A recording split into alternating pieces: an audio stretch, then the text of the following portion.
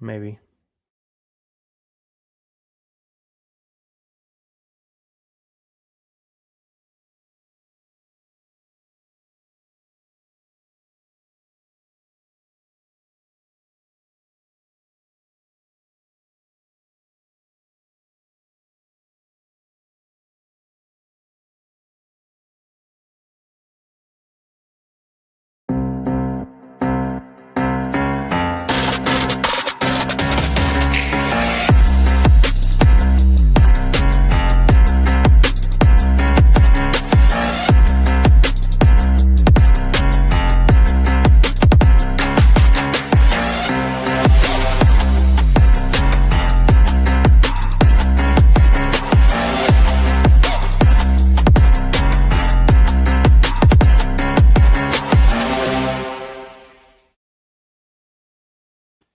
Hello, Cubs fans. We are back. It's been a while.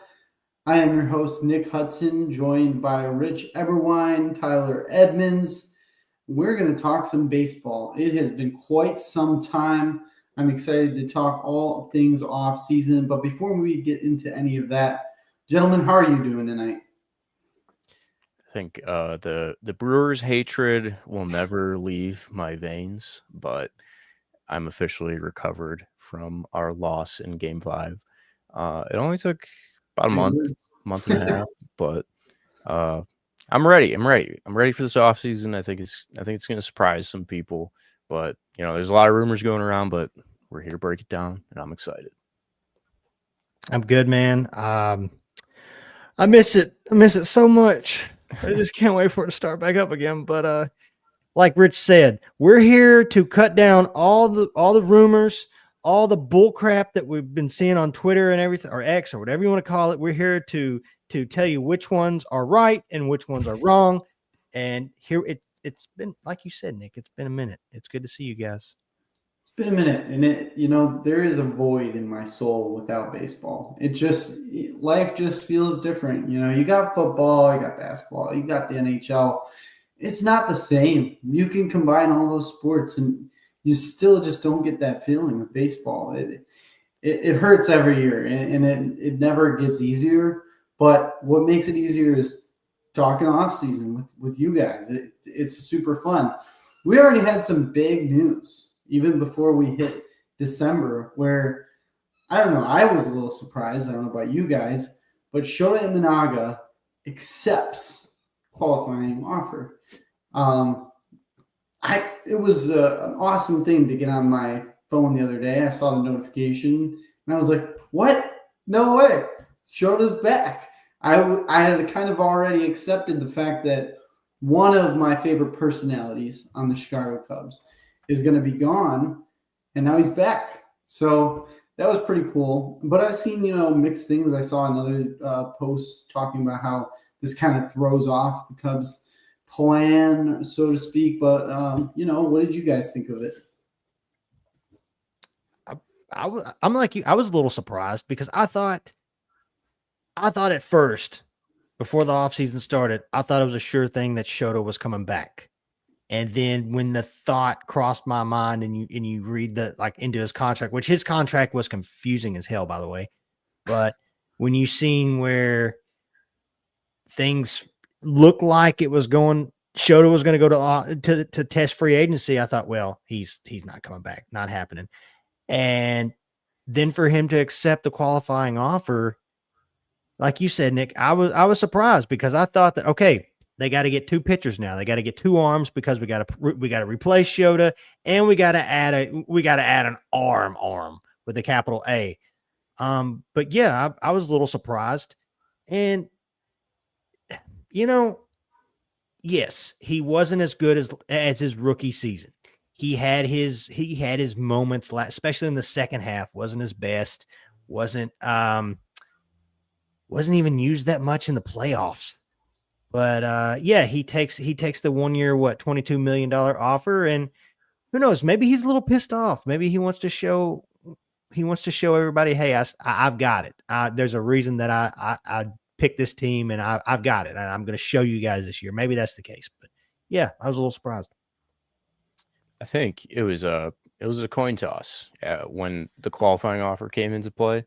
'Cause on the one hand, you would think he could get more than $22 million on the open market, but I think on the other hand, maybe he wasn't willing to test the waters because of the upcoming lockout. Maybe teams weren't, you know, he didn't want to roll the dice on a team willing to give him a multi-year contract after the second half that he had, like you just said, Tyler, and the to the point where he was regressing enough where the Cubs didn't even use him in an elimination game at the end of the series. So, maybe he took all this into account and was like, all right, I'll just take this sure thing, pay bump to $22 million.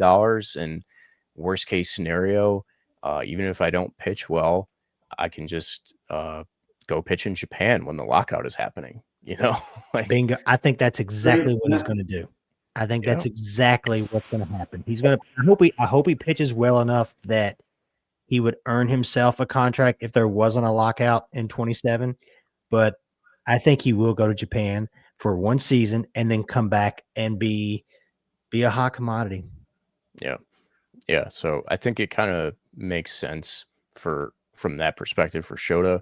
And then for the Cubs, you have Shota back, on a 1-year deal. They obviously weren't willing to commit 3 years to him, but so, 1 year, 22 million. It's not a huge hit to the payroll because it's still relatively low by the Cubs standards. 190 million is where the projected payroll is. That's taking into account like salary arbitration projections and stuff.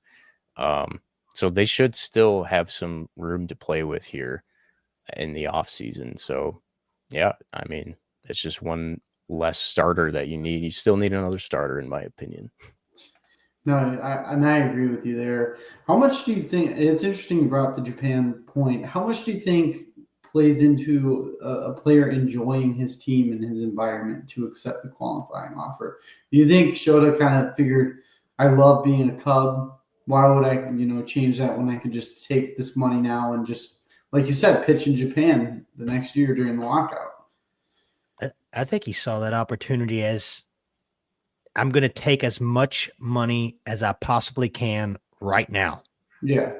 22 plus million. I mean, yeah, he could have possibly got 3 years. Whatever, what was the Cubs?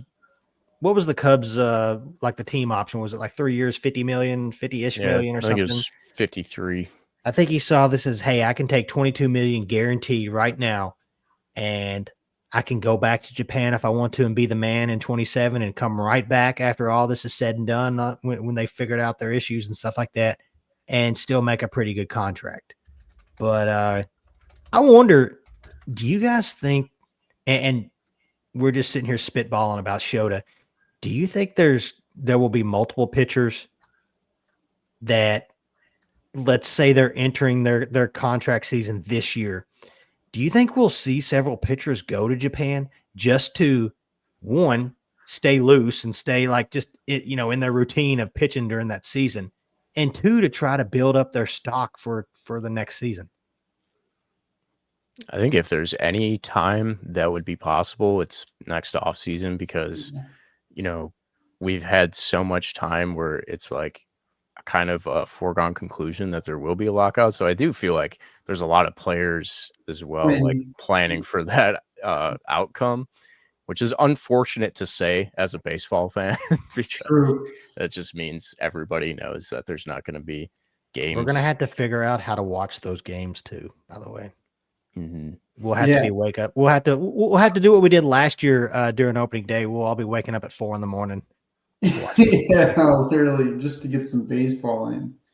Yeah, no, that's a good point. It will be interesting to see just the entire offseason how things play out, knowing that there would be a lockout in 2027. It's kind of just a foregone conclusion at this point that that's going to happen, and how our owner is going to treat this, how our players going to treat this. The strategy could be very different opposed to other off seasons. So it's a move that I think probably was because of that. So, but I'm happy to have Shota back regardless. I think that, like Tyler said, he could be pissed off. He can kind of say, well, I'm going to show you I'm going to prove you wrong that I should have gotten that, team option there. And if he could just keep the ball on the ground, he's a different pitcher.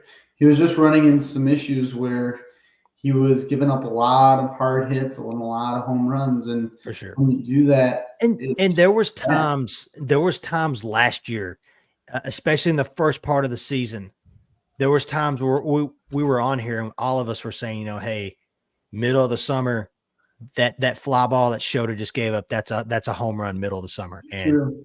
I think it may have even been a case of the ballpark finally, you get to the middle of the summer and fall and the park plays differently. And I think it played differently, definitely for Shota. Caught up with him for sure. No, I think you're right. And I think that he can turn some things around. And you got to remember the pitching lab, that they have this information now. They know what they need to do to tweak it and make him maybe a little bit better of a pitcher, and not give up the fly ball home runs like he was. So it'll be interesting to see for sure. But in regards to, Shota Imanaga, one more arm now, right? Not two, one, because Shota's there. So going into free agency, would you guys agree that that's probably the biggest pressing issue is getting another high level arm? Yeah, 100%. I think that's probably the main priority this offseason is signing one of the starting pitchers on the market. Just because it is such a deep starter market this offseason. And like I said before, they have the payroll to do it. And that was their clear need this offseason, or this postseason, I should say. They were one starter short. Obviously they were dealing with injuries to Justin Steele and Cade Horton, but, you just would have felt 10 times better if you had had one of those veteran durable arms in the rotation. And there's a couple of guys on the market right now that check those boxes that the Cubs have already been rumored to be in on this offseason. They can afford, and they're not afraid to lose a draft pick because they're going to get one back with Kyle Tucker refusing his qualifying offer. So it's going to be a wash. I think it just makes all the sense in the world. And Jed Hoyer said at the GM meetings that this offseason is going to be focused on pitching. You could interpret that as, well, yes, they need to reconstruct their entire bullpen because the only guy who's not a free agent is Daniel Palencia, essentially. But still, I think there's smoke on those starting pitching rumors. And yeah, I would not be shocked if they made a decent splash this offseason in that market.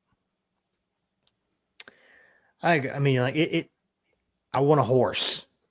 Yeah. We need a not just in, as much as I hate to say it, and like we talked about in the pre-show, I feel like they're gonna do a similar thing that they did last year and getting guys like Matthew Boyd and Colin Ray and stuff like that. Do you think there's any possibility we keep seeing all these things about who they're going to sign and everything like that?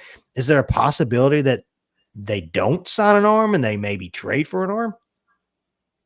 I think that's definitely possible. 100%. Because I know, like at the trade deadline, everybody was talking about Alcantara and Joe Ryan. I know a lot of guys here were on our show. We're talking Joe Ryan and Mackenzie Gore. He's a guy that I think he's an ace in the making. Logan Webb. No, I'm just kidding. But that's the pie in the sky one. But yeah, I'm like you said, Rich.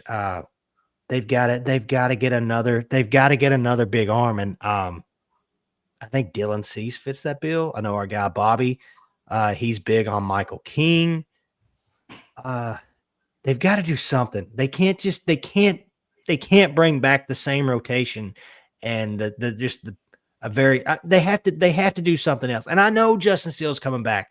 And the thing with that, though, is he's not going to start the season. I think, what was it, Rich? 2 months at least? Yeah. So from what I saw, it's like within the first 2 months is like his best case scenario of coming back.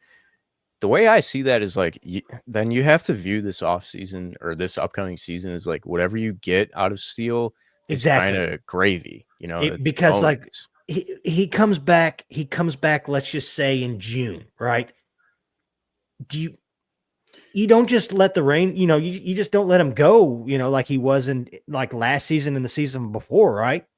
Yeah. It's just not, Yeah, it doesn't work like that. We all know no, that. It's going to be similar to how Cade Horton was this season. He's going to be on a leash a little bit. that's what you And have to so, do. Yeah. like you said, Rich, it's whatever we can get out of him in the time that he has and the innings that he has is great. And if that's the case, wouldn't you want to wait till later in the season? So I even look at it as if Steele comes back, great. It would probably be better if it was late in the season, but you've got to have other arms anyways, because guys, history has proven the last 3 freaking seasons that these pitchers have basically gassed out by the middle of September.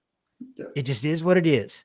And a lot of it could be the fact you look at guys like they had last season, guys that aren't used to maybe starting a full season. Colin Ray, even Matthew Boyd. You look at Matthew Boyd, his second half really wasn't that good. Hell, maybe even Shota a little bit. So get a guy that's done it, even if it causes you to spend a little bit more money. That's Yeah. that's I mean, that's what I think they should do. Yeah. Dylan Cease fits that bill to a T. I mean, he's coming off 5 straight seasons of at least 32 starts and at least 200 strikeouts. That is exactly what the Cubs need. That, veteran, workhorse starter, high strikeout potential, superstar potential, right? Like has that one season where he had like a 2.2 ERA. Mhm. So like that is the type of thing that would just stabilize the rotation. That's like your John Lester signing. Every 5th day you have a damn good chance to win a ball game. And I think that He would could just throw you complement. a complete game. He could throw you a no-hitter or 15 punch outs. He has that talent. He Yeah. has that in his arm. And having another one of those guys in the rotation takes so much off of the bullpen usage too. For sure. So I think all across the board, it just makes too much sense not to do. And I hope the front office recognizes that. I think they do. I really do. I would be extremely disappointed if they come out of this offseason without signing one of those starters. I would love to have Cease for sure. I just don't think that the Cubs are going to do it. He's a Boris guy, right? He is a Boris guy. He's a Boris guy. And I think he's at a point. How did you say he was in the 31? He's going to be 30 next year. I think he's a guy that he sees this is his off season to get his contract. Yeah, get the big one. Because if it's not this year, next year is basically going to be a wash. It will be. And then he'll be entering his 32 season, which isn't old, but it's going to be one of those things where, well, you didn't really pitch in 27, or in 20, and pitch much in 27. So, do you know what I'm saying? So he's looking at this opportunity right now to make his money and get his guaranteed money and everything like that. And that's just not the Cubs. You're right. It's not in the Cubs. It's not the Cubs thing to do. Which is stupid. Yeah. Beyond stupid. It's frustrating because the position that the Cubs are in, they should be wanting to win all the time now. It should be win now. Think about 20, 30 later. Don't be so focused on the future. If you're not winning now, why does the future even really matter? For sure. It's more like you say it should be win now, win. It's more like save now, save now, save now. That's how it feels every year. Keep stacking up the money. We're going to be our fan base is going to be bragging about how much we've got 20 million in our savings account. So these little moves, that work out, like Boyd and Ray and everything, they just play into the hands of ownership to be like, well, we did this. They work out to an extent. You're right. They work out to an extent, and it makes it look like, well, see, we're smart. We know what we're doing, but they only work out. It's like they work out just so much. Patchwork. Yeah. It just feels like it's just you want that sure thing this offseason. That's what I want, at least. Which, hey, speaking of, you talk about additions, and our guy Darren here, I wanted because not only, obviously we've been talking about the starters, but the bullpen as well. We talked about that in the pre-show. It's bad. What do you think about the bullpen? I don't know what they're gonna do. Because just Valencia is what you have right now. They're gonna be in the mid to low range of that bullpen market. Probably sign 2 or 3 arms, and then look for those bargain bin options. Will they get a high leverage guy at all, like a Devin Williams? I don't think so. I don't think so. You don't see him. You don't see him maybe having a little reunion with his old manager and Craig Counsell. Possible, but he's gonna be too expensive for their. He's too rich for their blood. I'm gonna be honest. He didn't show me enough with the Yankees, and I get it. Going to New York, every relief pitcher's season it's different. Like I can't judge a relief pitcher on one season, on 1 month, anything like that. But I don't know. He didn't. Maybe I'm just talking out my ass, but he just. I mean, I am, but I didn't see a whole lot with Devin Williams this last season with New York. He struggled in New York. He really did. So maybe that lowers his price a little bit. But do you think Kenley Jansen's old enough for the Cubs now to be like? Well, okay. You say Kenley Jansen. I've got a guy. What about this guy? I didn't realize he was a free agent until just a few weeks ago. He throws a cutter like Kenley Jansen. And I thought he was going to be a Emmanuel Clase 2.0, not the gambling part, not that part, not the one behind bars. What about Camilo Doval? He's a free agent? What? Okay, let me just double check. I didn't know he was a free agent. Is he a free agent? If he is, that would be, yeah, I would love that. No, I don't think he is. Listen, I honestly wouldn't hate Kenley Jansen. Yeah, I mean, that's kind of what I think they're targeting is. I mean, he had a 2.59 ERA through 60 innings last year. I mean, he's still got a lot in the tank. It's just he's old. Oh, wait a minute. So the Yankees have until 7 p.m. Central Time on Friday to decide what to do as far as with if I'm reading this right. I know we talked about it off air, but Michael Kopech would be another. Yes, that would be a good one too. Yeah, that'd be fun to get him in the pitching lab, the Cubs pitching lab. I think Kyle Finnegan would be a guy that makes sense. Do you think they'll bring back anyone like Pomeranz? I think the main one you should be bringing back is Brad Keller. Yeah. Yeah. That's the main priority. Gosh, he's gonna earn himself a big. I mean, there's guys that have been saying 3 years, 45 minutes. Somebody had predicted I don't know if the Cubs would do. Okay, yeah, I don't know if they would do that or not. But as far as Doval, basically he's eligible for his second year of arbitration. Doval, he will command a significant raise over $4.2 million between the Giants and the Yankees. Basically, they have until 7 p.m. on Friday to decide whether he is worth keeping around. Boy, it'd be a real shame if they didn't. Because he's a guy, I would love in this rotation. I love in the bullpen, even though, he was an all-star with the Giants and then kind of last season wasn't so hot. But man, I feel like the pitching lab could do something with him. Ryan Helsley could be a guy. Yeah, he's another one nobody's talking about. I mean, granted, he sucked with this. I think a lot of it was St. Louis was still in his veins, and that sucks. It's hard to get that away. Is he able to pitch well in Chicago? Will that be too much against his DNA?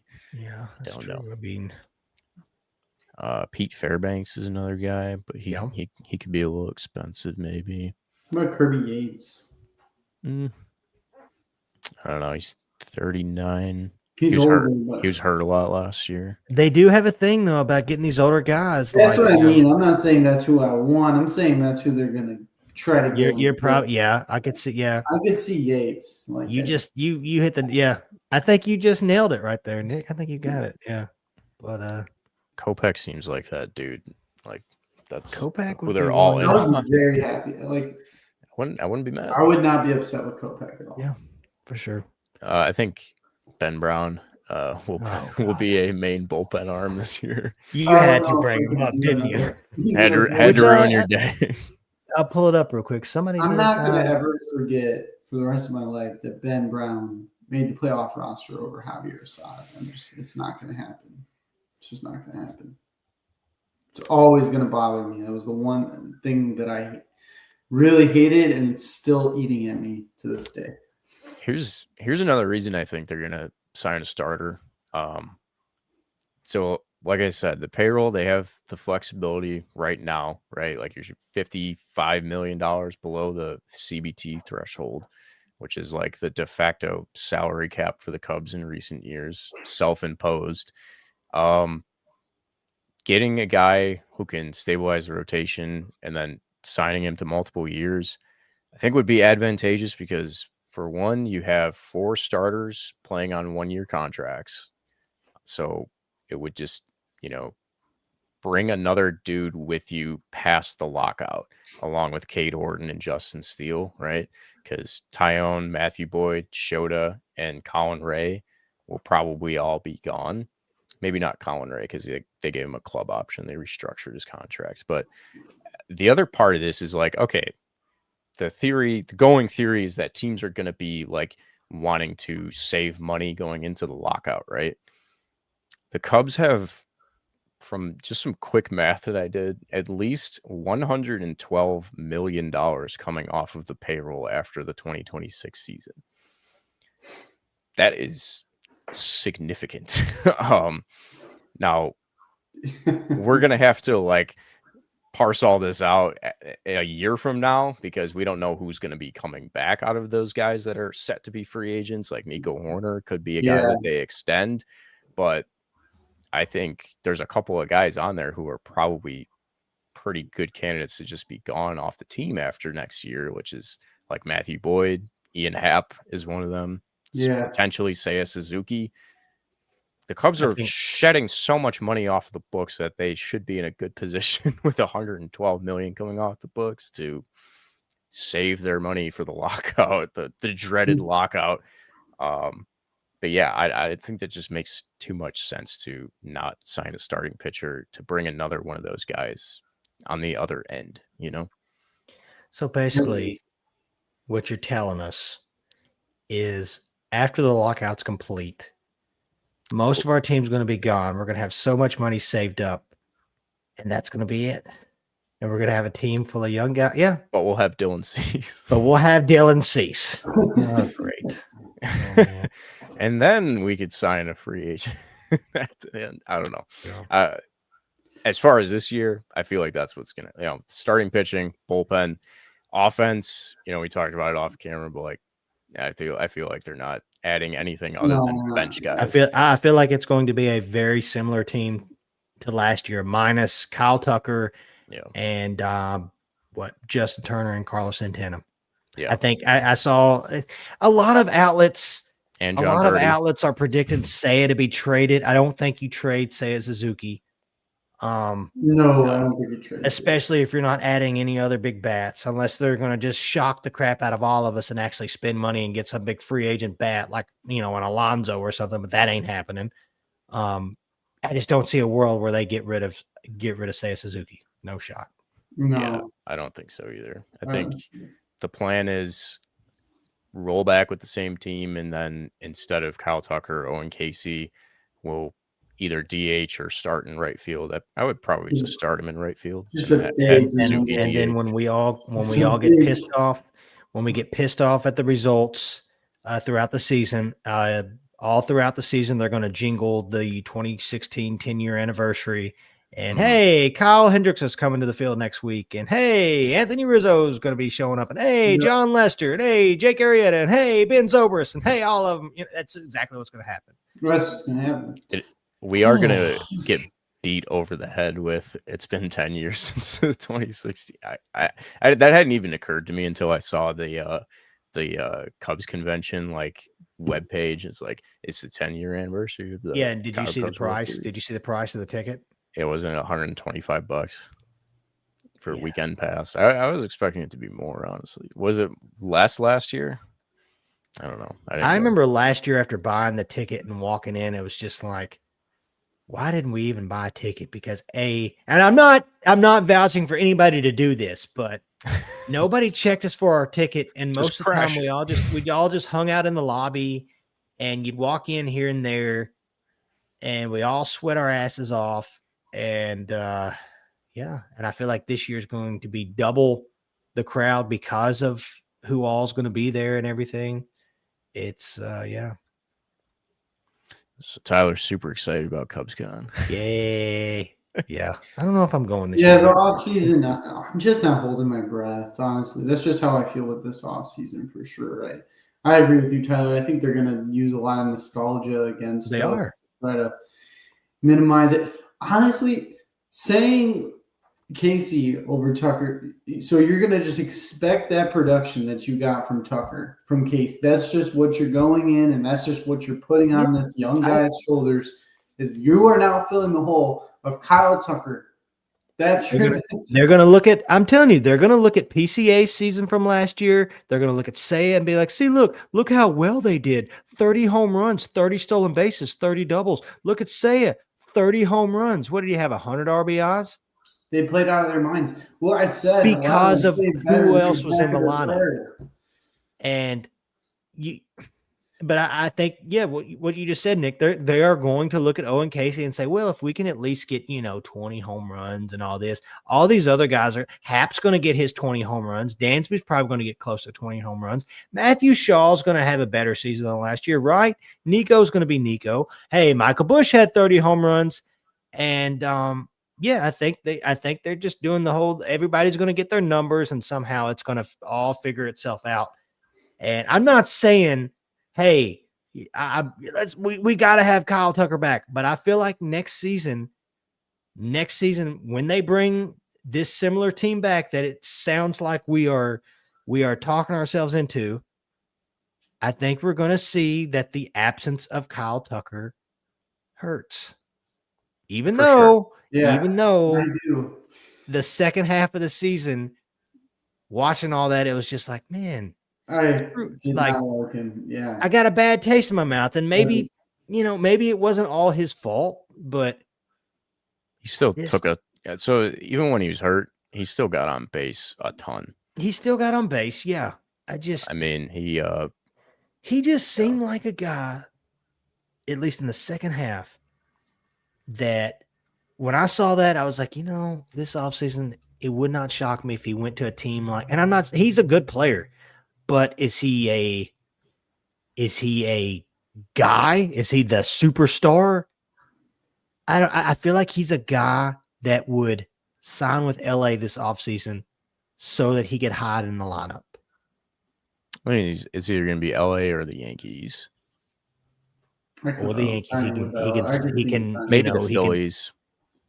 He can set up Aaron Judge, or maybe I've even heard Toronto, but I think Toronto's still got to get Bo Bichette figured out first, and then maybe Kyle Tucker. But yeah, I don't like it.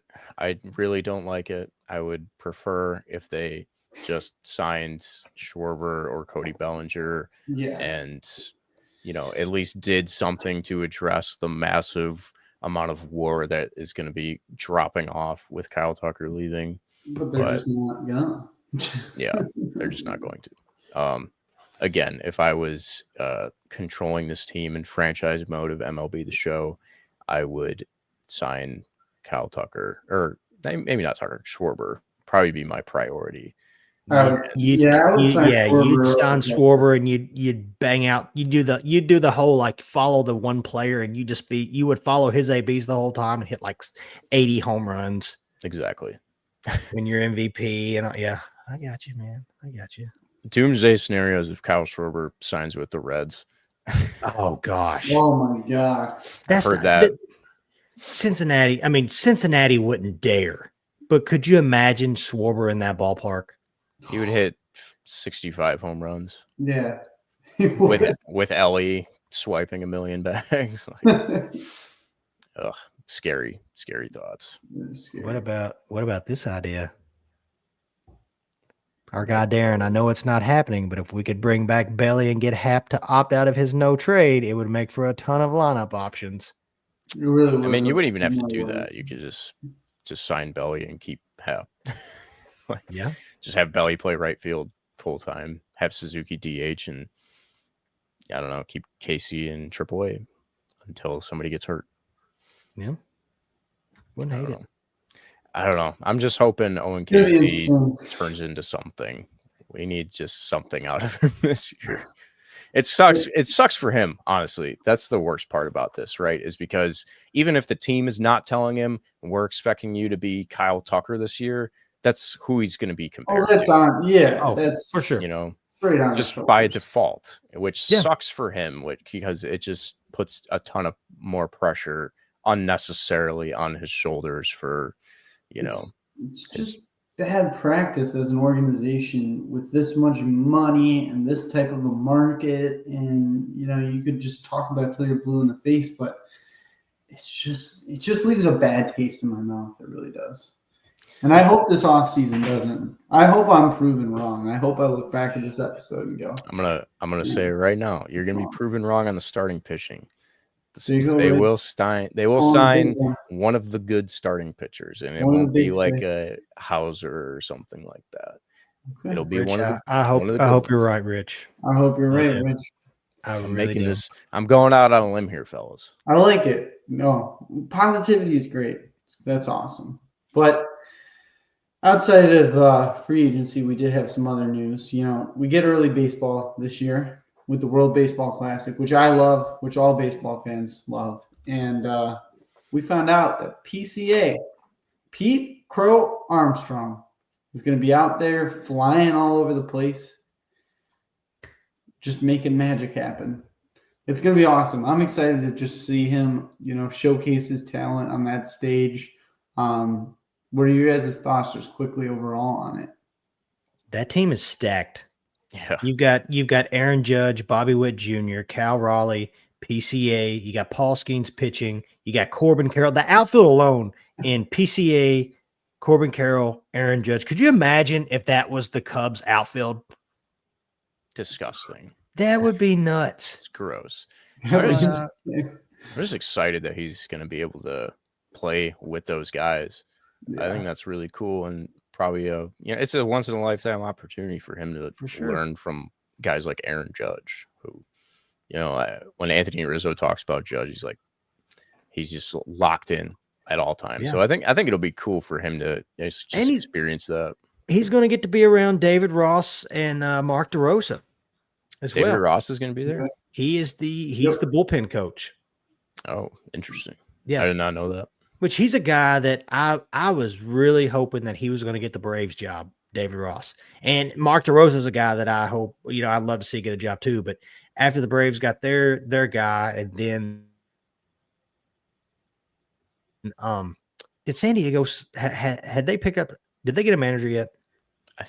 I want to say yes, but Other than those two teams, I don't want to see DeRosa or Ross go to like a Colorado Rockies or anything like that. for the Twins. True. Or the Twins. Oh yeah, for sure. But Nick, you brought up you kind of asked you brought it up. I can kind of make it a question, but you don't think he could be the only guy on Team USA, do you? No, I don't. I think there's another guy that could be on Team USA. Any guesses? Oh, I know you're going to say John Nico Birdie. Horner. I think Nico Horner could be on Team USA. I think he can make team. I think he'd be a big impact. Oh, If for you sure. have like a team of Nico Horners, just guys that just go out there and play ball. I mean, what other options? I'm trying to think of other American second basemen. You could do Mookie Betts, but I mean, I don't know if he does it coming off. I'd rather see Horner out there. And I'd that's rather not see me being Horner. biased as a Cubs fan. That's me as a baseball fan. I would rather see Nico Horner, who plays baseball the way that it should be played.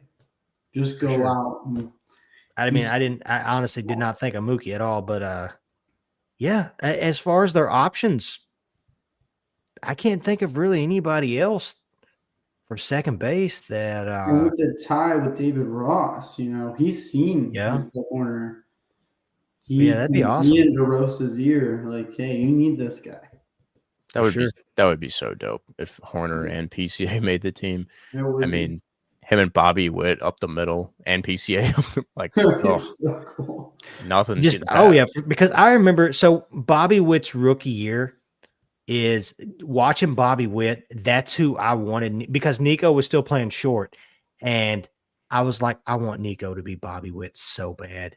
I was like, if Nico had the power that if Nico had power, he would be Bobby Witt. He would be Bobby Witt Jr. He would. But yeah, that would be have Bobby Witt and Nico, and then maybe they talk about, man, we have so much fun over at Wrigley Field. You should come join us. And then like he tries to like convince the the Kansas City Royals to trade him or something like that. Or I don't know. I'm just you never know. You just want a superstar. Yeah, I do. Did Shohei? I mean, like Shohei automatically is playing for Japan, right? Like Japan probably they probably make their you will play. You're gonna play for Japan. We let you go over to America and play for the MLB. You are playing for us. It was part of his posting It's agreement. part of it. For as long as you're playing baseball, you're automatically on the World Baseball roster. I mean, I do know, like I know Schwarber played. I want to say Schwarber played for Team USA the last time they had it. And I know Mike Trout, but Schwarber would be an option that'd be cool to have on there. I know he's a former Cub. I can't think who else. Is there anybody else is there anybody maybe even non-Cub related that you want to see on Team USA? I don't know. They already got a lot of good ones. Like Cal Raleigh getting on there is really cool. I wouldn't think of maybe like Bregman or something. Bregman would be a good one. I don't know if he's I think they need a third baseman, right? They do need a third baseman. Is Bryce Harper's already on the team, right? I'm not sure. I can't remember. There was talks about him playing first base, and I don't remember if he is or not. If he is or not. They don't have a first baseman, right? What if they fuck around and put Michael Busch on there? That would be awesome. Michael Busch would be a good one. I wouldn't mind seeing Mike Trout again just because of that matchup from a few years ago. I mean, now the matchup everybody's going to want to see is Shohei and Aaron Judge, right? Yeah. The two former MVPs back to back or, up against each other. That would be awesome. But yeah. Yeah, that's the new dream matchup. Now that Mike Trout's body is breaking down. Even though I just want to see Mike Trout win something. I know. Yeah. That's true. For sure. Yeah. They need to just like convert Mike Trout to a first baseman like they did with Bryce Harper. Like just save that dude's legs. He can't play the outfield or just have him DH. Like have him DH getting him hurt. Mike, we're about to see the Mark Trumbo version of Mike Trout where he just hits 40 tanks and that's about 230, but he doesn't care because he's hitting tanks. I would just like to see his talent stop being wasted. Yeah. He was on track to be like one of the best baseball, like a top 10 player of all time. Maybe even better. And the Angels had to go and freaking ruin him. They had to just angel it up. What Angels do. They do be doing shit like that. But yeah, no, I'm excited for that. Very excited for. And it'll be on Netflix too. It'll be easy to watch. Oh, that's right. Yeah. It will be easy to watch. No, I think that's good for baseball. Getting the World Baseball Classic and the Home Run Derby in front of as many normies as possible. I think that's good. For sure. I agree. For sure. Oh, moving on to I think one of our last topics, but yeah, the professor dismisses class. One of my personally one of my favorite Cubs players, just overall, Kyle Hendricks. He is retiring. Tyler mentioned it. You're going to see a lot of Wrigley stuff with him. They're gonna bring him back. They might have him on marquee. Who knows? I mean, he is an endless supply of awesome. I just love hearing him talking about pitching too, the way he talks about it. So that would be cool. But yeah, he's retiring. Fantastic career. What do you guys think about hearing he's retiring? I mean, he was a guy that when he was on, he proved that you didn't have to have a 100 plus mile an hour fastball to get major league hitters out. And he did, especially in 2016. You can talk about his World Series run. Look at his whole playoff run that year.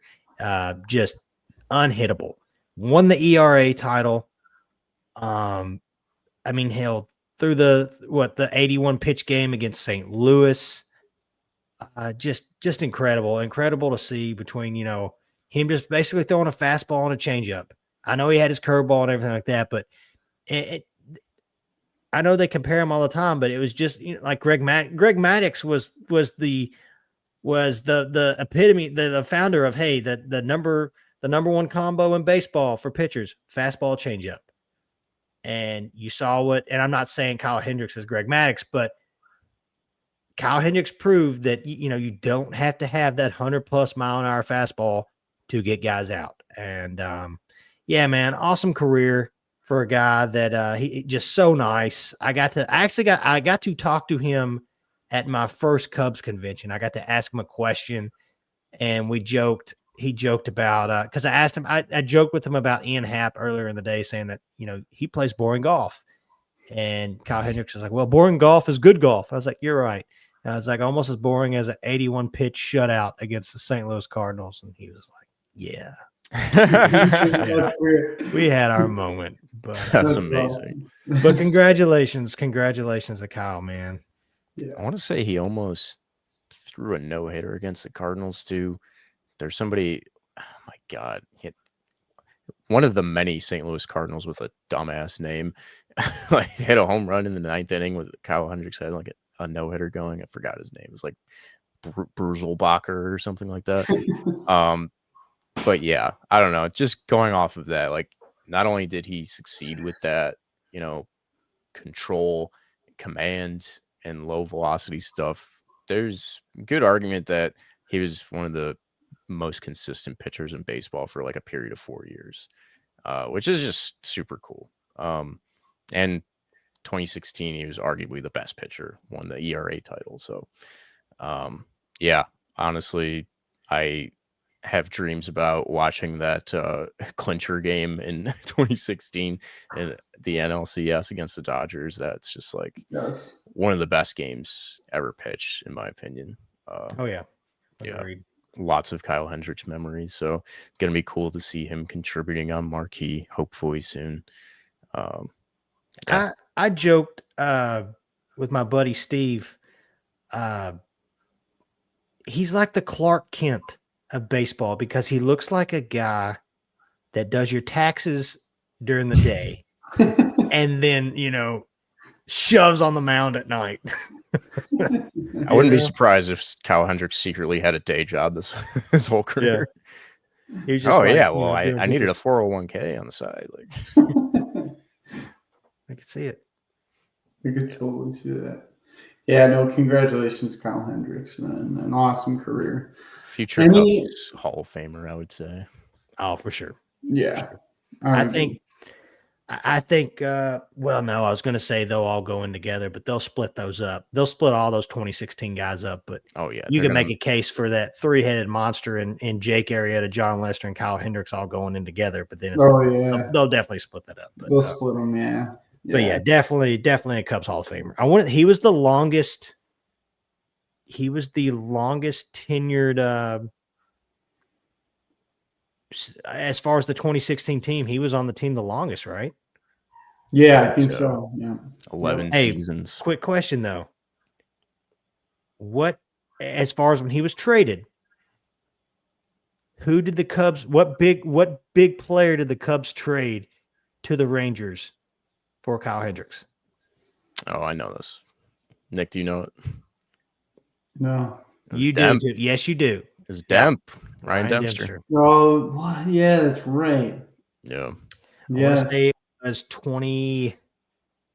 Was it 2012? I want to say 12 or 11. Because Texas was coming off that. They were coming off their big World Series, back-to-back World Series. Had to get some pitching. Hey, let's get Dempster, and I always thought that was such a cool connection of like the 2008 to like the Lou Piniella Cubs to like the next generation. Dempster leads to Kyle Hendricks. I caddied It is for cool looking at. Ryan Yeah, Dempster one time. it'd be That was cool. Like we need to make like a plot graph or something as far as that kind of stuff. the 7 As far- separate this Like you talking about Dempster, what Dempster led to, and who was it? Well, what the pitcher that got traded to Baltimore for Jake Arrieta and Pedro Strop? oh my god, That same era. Scott Feldman. Scott Feldman. Yeah. There we go. That's just that's crazy stuff. And then Cashner, because Cashner was in that same thing, and it's just for what Rizzo, and that's cool. Be cool to be a cool little off-season thing to do. Just make a big plot graph of that. How every member of the 2016 team came to make like a Avengers, timeline type thing, and just do all the phase 1, 2, 3. Yeah, that'd be cool. Phase 2, cool. Jake Arrieta becomes God. Yeah. Yeah. Oh man. Who else did the Cubs get? Who else did the Cubs get in the Hendricks for Dempster? It was somebody else, but that was Villanueva. Okay. I say because I remember I was doing that when as far as for when he retired, I was writing the article and I couldn't remember who else it was, but yeah, there you go. There you go. There you go. Yeah, congratulations to the professor. Congratulations. Any final thoughts on this wonderful Cubs show? We got to do your Santa Claus list, Nick. Yes. Okay. So it is the off season, right? And we like to do all these predictions and everything like that. It's never too early to be making your Christmas list, guys, because hey, we're just 5 days away from it being a month away until Santa Claus comes. Okay. So hypothetical question for the two of you. You are writing your Christmas letter to Santa Ricketts. Okay. All right. And this is your Christmas list. Now be realistic because, mom and dad can't get you a freaking pony or a unicorn. Okay. So let's be a little realistic. You're writing your letter to Santa Ricketts. What is at the top of your list? You got it wrote out. Dear Mr. Tommy Ricketts, Merry Christmas from the Cubs on Tap. I would like, and bam. What is it for little tiny Tim? Tiny Tyler or whatever. What's at the top of y'all's list? Kyle Schwarber. Yeah. Ooh, this guy here says, or Darren says Scrooge Ricketts. So Kyle Schwarber. What about you, Rich? Somebody's got to make some like AI pictures of Scrooge Ricketts. Scrooge Ricketts. I'll go with extending Nico Horner. Oh. Go with a little more realistic option that I think absolutely should just happen. Should have probably already happened. I want Nico Horner on my team I want him to be a career Cub. And I feel like he could do that. Darren's comment. I wish for a new Santa. Oh man, that's funny. What would you write to Santa top of Ricketts? my list? Well, we do say realistic, and I know I joke about Logan Webb, so I'll probably better not say Logan Webb. And I've got to be realistic because mom and dad didn't make as much this year, so my mom and dad are trying to break even. So it's been hard. You know what? Because we've talked about Dylan Cease, and I think Rich, I'm on board with you. I think that's actually going to happen. So I don't think I have to write that list down. I've been seeing like the moves, like mom and dad have been putting a bunch of stuff up in the attic that look like a bike. So I'm not going to pick that. I'm going to say, and you know what? Maybe it's just a little stocking stuffer. Screw it. Give me Camilo Duvall. Okay. All right. I like it. That'd be a nice little gift. Yeah. Well, Give me Camilo Duvall, and he turns into the Emmanuel Clase that,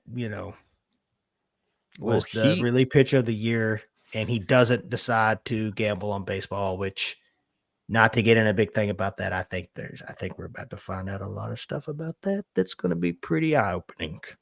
Probably not surprising to a lot of people, but Manuel Clase is on the naughty list. Yeah, naughty list. Oh yeah. Yeah, he's in Christmas hell. Yeah. He's getting coal. Yes. Yeah. That would be sick though. Get a little heat at the back of the bullpen, Doval and Palencia. That'd be a sweet 1-2 punch. I like that a lot. Yeah. Well, let's just hope Santa Ricketts gets our letters and actually reads them, doesn't throw them away. Doesn't just give them to his secretary. Yeah. Yeah, true. Give him the classic, the stamp return letter that we give everyone, Make sure you send them a W flag sticker. Yeah, and like we get the letter, it's like, wait a minute, this looks an awful lot like my parents' handwriting. This isn't Santa Claus. Wait a minute. They spelled my name wrong. Something funny going on here. Yeah. Oh well. Oh man. Well, yeah, it's gonna be an interesting off season for sure. We'll be back on here talking all things Cubs baseball and Cubs off season. But I do want to tell everyone where they can go check us out. Go to ontapsportsnet.com. Go check out what's on tap. We have Bears coverage, which has been a very fun season thus far, might I add. I have enjoyed it thoroughly, being a Bears fan. Hey, 7-3 is 7-3. However you do it. 7-3. I don't want to hear anything about it. Yeah. We're just gonna stay with this moment. We got Blackhawks coverage. Blackhawks are doing pretty well. Bulls coverage. Bulls are doing pretty well. And of course, we always will have it. They will always probably be an MLB team. Those Chicago White Sox. And word on the street is that they're fun bad. We'll see if they can avoid another 100-loss season this year. It's to be seen. They're there too. You don't know. They're there too. But go check us out on tapsportsnet.com. And you can also check out all of our podcasts over there as well. All the guys do a great job. Articles, any type of coverage, we got you covered. Boys, this has been fun tonight. What do you say we get out of here the only way that we know how here at Cubs on Tap?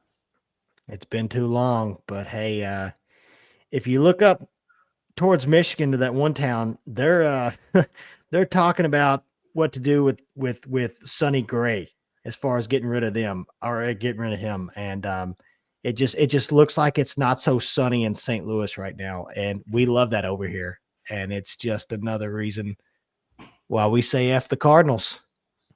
F the Cardinals. F the and Brewers. Let's go Cubs. Too. Yeah, F the Brewers. F the Brewers too. That's got to be incorporated. And let's go Cubbies.